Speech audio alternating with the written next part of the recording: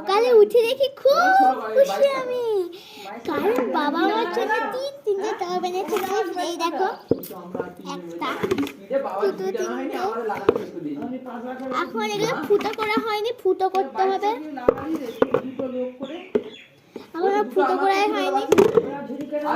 বাবা নিজেই বলছে যে ফুটো করে মাটি দিয়ে দেবো, তোর পছন্দ যেগুলো গাছ সেগুলো তুই লাগিয়ে দিবি। তো আজকে তো এখন আমাদের আলু লাগানো হচ্ছে, তাই আমরা কিছুদিন পর আলু গাছ কিনতে যাবো।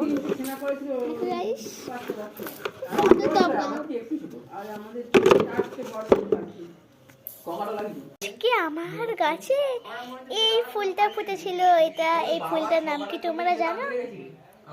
থাকলে বলো, এই ফুলটার নাম আমি জানি, তোমাদেরকে আমি পরে বলবো, দেখো জানাবো।